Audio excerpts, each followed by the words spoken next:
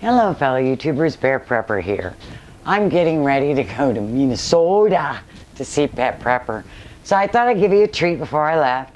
I'm going to show you how to make feta cheese from food storage. So the first thing you need to do is you need to go watch my homemade yogurt video. The link will be below, down there. And make yourself some yogurt, just plain old yogurt. That is going to be your starter. You could just buy some yogurt and use some of that as a starter, freeze the leftovers so that you can make more and more and more. But you're going to need some yogurt to start this, some sort of starter. So the first thing I'm going to do is I'm going to take 5 cups of water, and I've got it in the pan.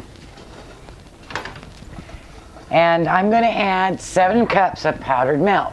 You can use whatever brand you like of powdered milk. It really doesn't matter. But you're going to use 7 cups of it. I like to just put some of the water in there so that I can try to dissolve it. So now you can see what I'm doing. We're stirring in 7 cups of powdered milk to 5 cups of water, and we're just trying to dissolve it. And you can use a wooden spoon, or I like to use, once I get it started to be mixed, I like to use a whisk. Now the only caveat is you have to use enameled or stainless steel, no aluminum. Aluminum tends to react and cause issues. So it looks like I've got it none stuck on the bottom. I shouldn't have done that, sorry folks. And let's go ahead and mix this up. I'm just trying to get the lumps out, and I'm turning the heat on now to low. Now, I like to use calcium chloride in mine, see that? In mine. And you can pick it up wherever beer supplies are sold, usually. And it says add up to 1 teaspoon per 5 gallons, but that is for beer or cheese making. It's for a different purpose that it's on there. For our purpose, we're going to add 1/8 of a teaspoon to our pot. And the reason I like to add it is because it helps make a harder feta. And you want to add it while you're warming up your milk and water. So before I go and get the rest of the water, I'm going to put 1/8 of a cup. Now these are low pellets, so I'm assuming there's some space in between them. So I'm going to put in a 1/4 teaspoon, excuse me, because mine are little balls. If yours is a powder, make it 1/8, and then you mix that in. So as it warms, that will dissolve. All right, so I need 10 more cups of water, warm. So now we have 7 cups of powdered milk, 15 cups of water, and 1/4, because mine are pellets, teaspoons of calcium chloride. And we're going to warm this up. It doesn't have to warm up much. It's just got to warm up to 86 degrees. And you can pick up, normally at a beer wine store, you can pick up really cheap thermometers just about anywhere, like $5, you know. No, it's not one of those kind of thermometers. And you want the temperature to be 86 degrees. And we're already above 86 degrees Fahrenheit. My water was very warm today, so I can turn my stove off. So what's nice is if it's SHTF and you've got an IBC tank like I do, you're probably going to have to cool your water off before you get too far. Now remember, when you add a yogurt or probiotic with active cultures into your milk, your product has to be between 100 and 115 or less. So if I'm making a yogurt, it's going to be between 100 and 115 This requires 86. So you can add it as long as the temperature is below 115.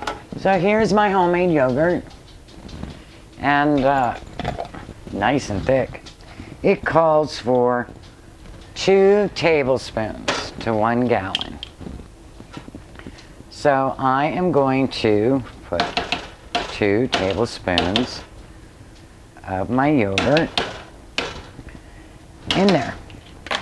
This stuff is so good. See how thick that is? I used just a hair more milk, and it made it turn out like Greek yogurt, and I love Greek yogurt. What you do is you just spoon some in a bowl of your yogurt and take some of your, I like to take frozen berries, and I just thaw them, or a jar of marmalade or conserves or anything like that, preserves, and just spoon it over it. When someone's eating it, they can get partial yogurt and partial topping, and it's absolutely yummy that way. Don't try to mix in like maple syrup or anything like that. It will cause it to be grainy, but you can pour it on top, and then as you eat, you just get some of everything. Works really nice that way.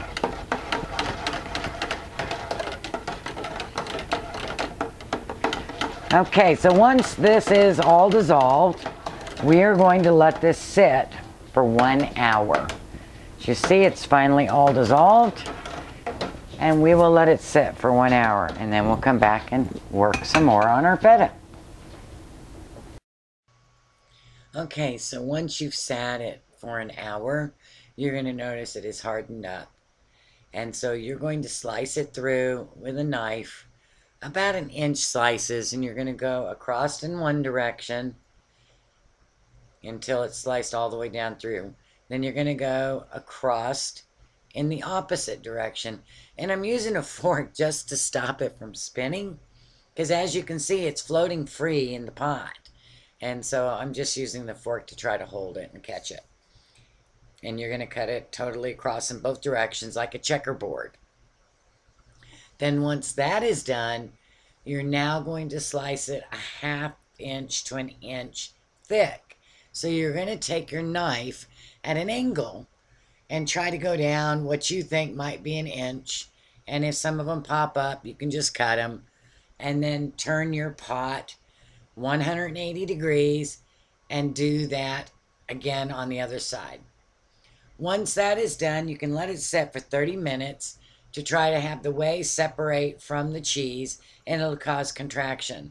And then you put it in a bowl with a strainer and cheesecloth. This is actually one of those tea towels type things. And so you're just putting it in there so you can separate the whey, which is the liquid, from the cheese. Now, don't throw away that whey, because we're going to use that to make ricotta. Everything is reusable. So once you've got it all drained out, you want to tie this in a knot or tie it up with a string, some way that you can suspend it over your bowl so that it can continue to drain for 4 hours. I just kind of tie a double knot, and then, you know, I have a knob on my cabinet right above there that I just hang that knot right over the knob. And then I sit and let it drain. And you'll see here, that's what I'm doing. I'm hanging it above the knot. And you gotta just do it for 4 hours. What's gonna happen is it's gonna turn into a mass by doing this for 4 hours. All that whey is just so wonderful.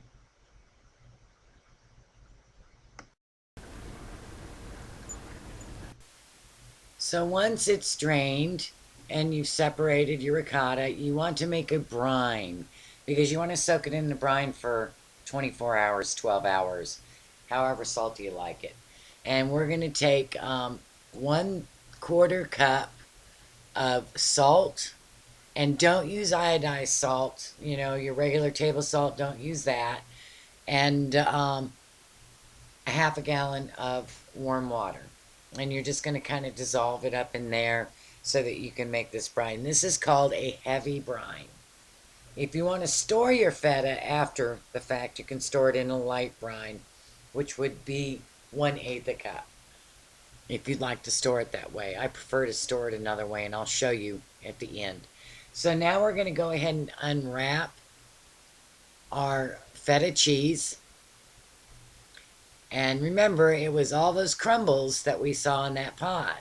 And after 4 hours, this is what we now have. Isn't that beautiful? Now, it's not going to get a sharp feta taste until it is aged a little bit. Not much, but aged just a little. Of course, I had to smell it. It smells really wonderful. And so we're going to put that in the salt brine.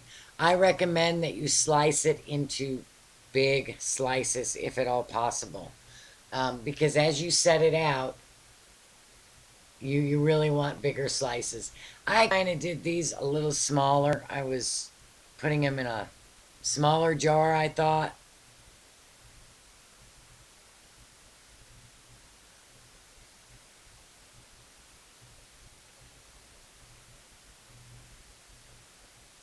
It's just beautiful.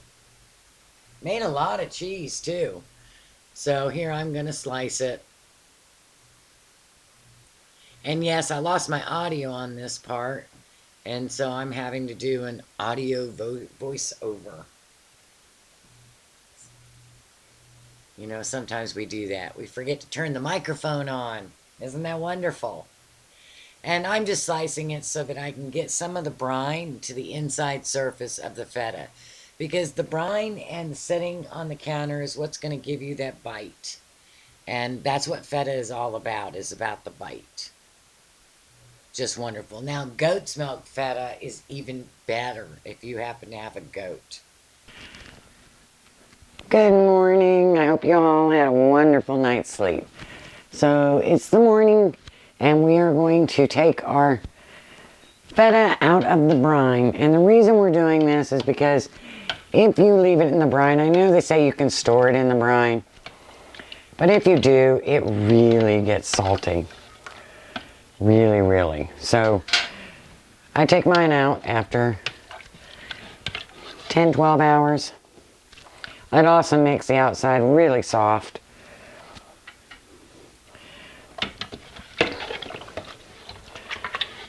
I had to break it up to get it in the pot. If you don't have to, then don't break it up too much. About 2-inch slices. Some of mine crumbled.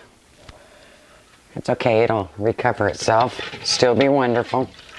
And what we're going to do now is we are going to let it dry.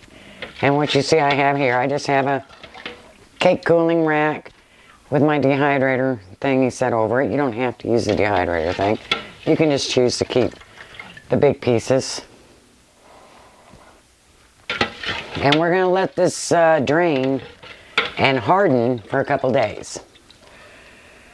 And then we're going to cover it with olive oil, and it'll store in your cupboard for 6 months. And that's about it. Let me get a fork here and kind of separate this out here.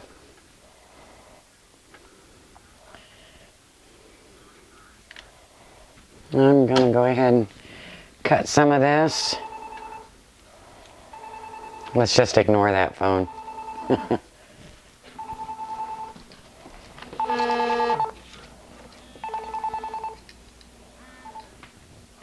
Hello? Okay, sorry about that interruption with the phone, so I'm just going to cut the last one here. And we are going to let this sit and dry. If you like it really, really salty, you can leave it in that brine for longer, or make it a weaker brine after 12 hours. But I don't like it that salty. So we're going to just set this aside. Don't worry about covering unless you've got gnats or something. Then you can cover it with some cheesecloth, just a really thin layer, because it will stick to it. And just let this dry for 2 days. And then I'll show you how to package it in the oil. All right, so we packaged the feta in the oil, and all I did was put the feta in the jar and then cover it with oil. I kind of reuse this oil, so as long as you keep the feta completely covered, it'll last for 6 months to a year on your shelf. You do not have to refrigerate it. So let's make a feta salad. In the bowl, I have my feta crumbled, and you could probably add more than that. It might not be enough for it, but look how crumbly and beautiful it is. And you're going to have oil in your salad, so these are calamari olives and cucumbers. And then they're the best ones to get. So I've cut some of them in half and left some of them whole. If your cucumbers have the seeds in them, you know, the bigger seeds like that, spoon them out. Otherwise, you can leave them intact. And so the one cucumber that had those big seeds, I went ahead and spooned out when I sliced up. You also take your red onions and slice them very thin and put them in a bowl of water with some red wine vinegar. Not much, a tablespoon or two will do, and let them sit for about 30 minutes to an hour. It takes the bite out of the onions just a hair. So I'm going to put all that in a bowl. You know, everybody thinks Greek salads have lettuce. If you go somewhere and have a Greek salad with lettuce, then you didn't go to Greece. Because the average man in Greece does not have lettuce in their salads. I took about 10 tomatoes and cut them up into good-sized chunks. And that is what is in a Greek salad. You have cucumber, olives, feta, onion, and tomatoes. It is one of the most wonderful salads. And now we're going to go ahead and make the dressing that goes on it. Put about a tablespoon or two of a good red wine vinegar. And you can just guesstimate on that. Some people like it more vinegar. Some people like it less vinegar. I'm going to use about a third a cup of olive oil. And I have some good olive oil here that is on calamari olive. Only because I'm trying to keep to a theme here of Greece. Now I have my homegrown oregano, but since I have it outside growing, I'm going to go ahead and put fresh in. So I have about a teaspoon of fresh Greek oregano and a teaspoon of fresh basil. You can add as much or as little as you like. The Greek oregano has a little different bite than the regular oregano, but you can substitute regular oregano and it is going to be just as wonderful. And then don't forget to salt and pepper it. And then the very last thing you're going to do is you're going to add your feta. Now, the best Greek salad is when you let it sit overnight. And use some of that juice from those wonderful olives in there. But just let this set overnight and serve this salad the next day because it really, really enhances the flavors. So we're going to mix in our feta all crumbled. And I was able to crumble this up just by my fingers. And since it's soaked in olive oil and you're using olive oil in your salad, you can't tell the difference. And it had a wonderful bite, even though my feta was only, I think, 4 days old, 5 days old, when I made the salad. So, really wonderful. I made my kids eat it for dinner. And I needed a little more oregano. I didn't like the consistency, so I'm putting some of my dry oregano on it. But doesn't that look like a wonderful salad? Now you can take your feta and leave it in big chunks. You can use it fresh even. It just won't have the same bite. If you don't want to pack it in olive oil and you think you're going to use it rather quickly, just put it in a container in your refrigerator or in a Ziploc bag. It'll last for at least a month that way. If you're going to do long-term storage, then package it in oil and it'll last a whole long time. So I hope you go home tonight and you make yourself some feta with that powdered milk that you have in your storage. We should all be learning to cook with those things and learn to rotate. Just wonderful. So, the next video you're going to see from me is going to be us taking that wonderful whey and making ricotta with it. Hope you enjoy. Blessings.